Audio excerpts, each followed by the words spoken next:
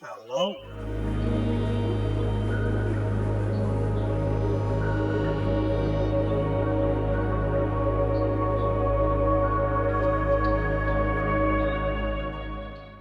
So, moving around the studio, we've got the Mini Moog Model D. I like to keep this really close. I use it all the time. It looks incredibly basic, and it is, but there's like little power toys on here. So you can easily do FM just using the oscillators, or because this is the reissue, you can actually push this extra LFO almost up to audio rate. So really, really amazing synth. I still keep finding new things here. So I remember sometime reading in the early 2000s a well-known techno artist was being interviewed by Sound on Sound or something, and he was saying how he had the Mini Moog Model D and he'd sampled it for all the sounds and then sold it. And I'm like, but there's so many sounds in here. There is no way you could ever sample the whole thing. No presets, of course, and it's so quick to get your sounds back. As long as you remember what you were doing to get that sound, bang, you can dial it in super fast.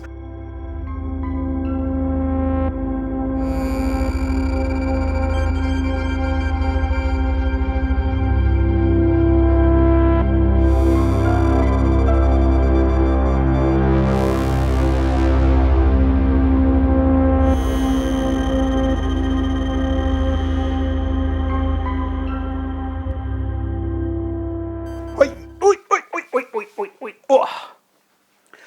So it always gets a bit crazy down here. I've posted a few quick pictures on Instagram from time to time of how bad this can sometimes get, but a lot of it's driven by that I've got all the patch bay down here. This is the main patching for most of this rack.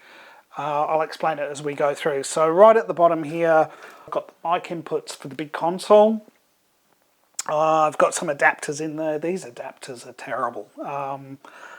Yeah, I was going to make my own adapters. I probably should have. I had to wait forever for these adapters to arrive, and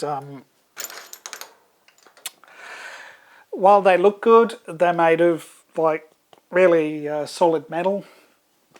They just don't work very well, so yeah. But anyway, I'll keep them there. I can always come in with line in with that, or I just take them out and use the mic inputs. Coming up from there, I've got the first patch bay. Now, the first patch bay patches into the 1176, as I mentioned. It patches into all of this gear. So we've got the Yamaha Rev 5. We've got a Focusrite compounder here. Lexicon 300, which has been converted to the Lark version. Unfortunately, when you do that, you can no longer use the control surface, but the Lark's just so much better. Lexicon MPX 550, really good unit. A lot of people just don't seem to rate that Lexicon and, you know, pay the crazy prices for the 90s, the 60s, the 80s. If you can pick one of these up cheap, get it. There are some great effects in here. And of course, right at the top, we've got the Eventide H3000. I don't use this every day, but when I use it, there's always some magic in here. So there's so many presets in here, I can never remember where any of the presets are. But you can sort of just scroll through the presets and just go, yeah, that sounds interesting. Bang, try it.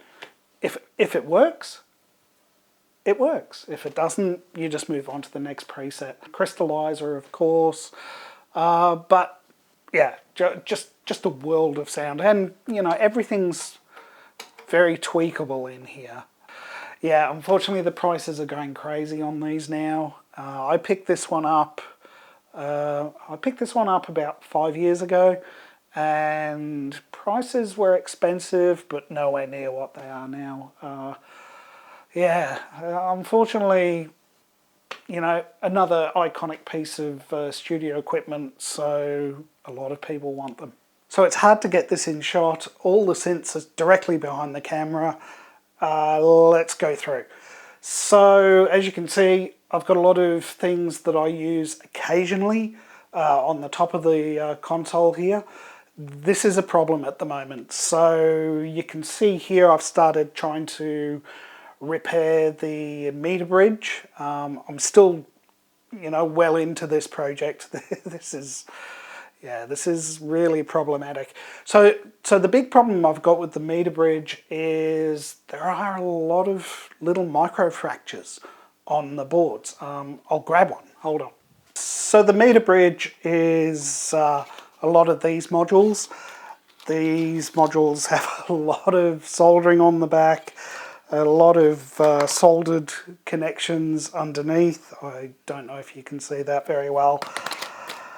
And that's one of the major issues with this meter bridge, that the connections where it's held together with solder in between the boards fails a lot. A lot of the copper is tinned, but there's no solder mask on here.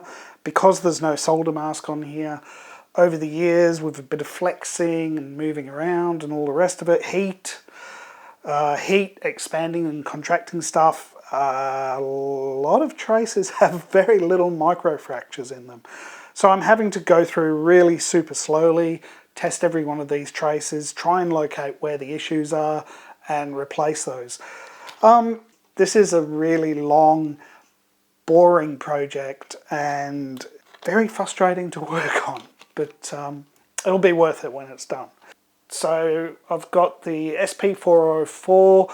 I use that mostly for capturing sounds, then I manipulate the sound actually on the 404, and then, I've got a set of banks of ambient sounds and atmospheric sounds that I can use when I'm looking for something to fill little gaps in tracks. So I don't use it all the time, once again, which is why it's over here, but because it runs on batteries and, I try and keep the batteries always charged and ready to go, it's got an inbuilt microphone, so really good for just capturing samples. Moving along, kalimba. Almost every studio's got a kalimba, I'm sure. I've got the mini Eurorack system. I just don't think Eurorack's for me. Yeah, most of the stuff I've done with Eurorack has mostly been in the box these days. Yeah, and this isn't actually Eurorack, it's its own format, of course, but yeah, I just don't think modular's really for me in the way that it is at present. Don't know why.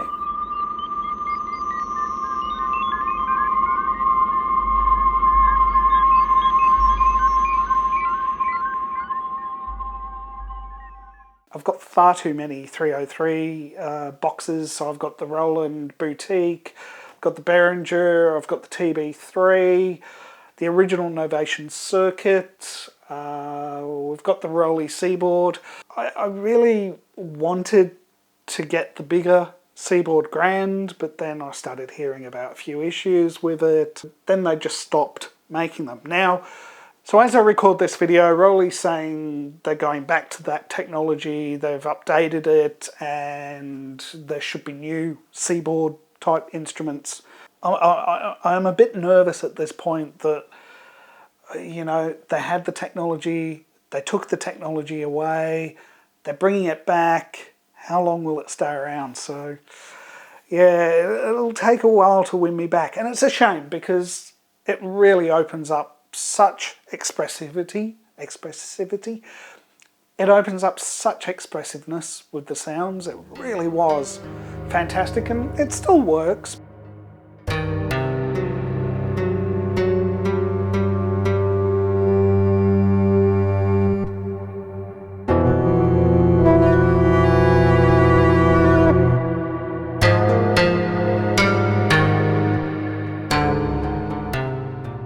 We've got the Behringer Neutron and of course the Lexicon Lark hiding away there. There's no space on this console to actually really lay the Lark on the console. Let's take a look at the console finally. So first of all, you might notice that obviously I've darkened the wood on the end cheeks of the console. I've put a new bolster on like I said I would. Actually, I used the old bolster, just recovered that, stripped it down and recovered it. The patch bay, super useful. So I've got most of the synths coming in at the bottom of the patch bay, and then I'm routing that out to the channels. The channels I'm also using direct outs to go straight into the sound cards through the patch bay. And I've got the sends and returns set up with the Lexicon 300 and the Eventide. Really, really great. So there's a lot to be said for the slightly smaller Bantam or TT style patch bay, but a big challenge is that the cables, the patch cables, cost an absolute fortune, and the plugs to actually build your own cable, these are about $4 to $5 US each, which doesn't sound like a lot, but when you start buying a lot of cables, yeah, these add up like crazy. I think I've got about 17 or 18 of these plugs, so that was about 200 Australian just for a bunch of plugs. They're really nice plugs, really good. I've come up with a bit of a way that I'm not actually crimping them, but I've been able to secure cables in there. So I've come up with a unique way of doing that. Good, but expensive. So, as you can see, all the strips are marked up, well, most of them. I've got a few problems with a few strips at the moment, and I must say, I'll put their name in below, but one of the viewers actually sent me some of these VCA modules, which got around those dead VCA module. Thank you so much. Thank you so much for sending these to me. They're really useful. That really got the last parts of the console up and running. So I've got 4 strips at the moment that I need to do a little bit of work on, but I've got most of the studio coming in here now. I can use the console in a few different ways. So like I say, every one of these strips has an individual out, and that's going straight into the sound card, going into the DAW, or it can actually go into the Fairlight recorder if I'm using that. I can sum, so all of these still sum to the master bus. I can still control through the group faders there. It would be really nice to add one more bucket of strips. Just to be able to have a set of mixdown strips would be really useful. I might look at doing that at some point in the future. It means I'll have to expand out the frame, but yeah, look, it's been fairly stable, besides, you know, the few little issues with a few strips. Yeah, it's really nice having a decent console in the studio, and it has a great sound. The bottom end on it is really good. The EQs sound fantastic. They're a bit limited, but they do tend to get rid of most of the problem frequencies that you run into. So, really love this thing. I would be tempted eventually to upgrade it to something else, maybe a bit bigger. At least for the next few years, this will be the audio centerpiece of the studio. And that pretty much completes the tour of the studio.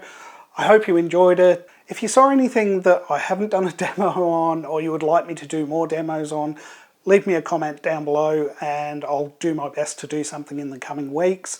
I need to get back to the Fairlight project. If you remember, I started that a few years ago. I think some of those tracks are, you know, not too far from complete, so we really should look at completing that. Hopefully there'll be some more new equipment coming into the studio. I still need to do the sampler bake-off. We'll be comparing all the samplers that I've got in the studio and doing some tests to see exactly what these samplers do when you actually import sound to them. How much do they actually transform that sound? Other than that, thanks for watching, and I'll chat to you next time. See ya.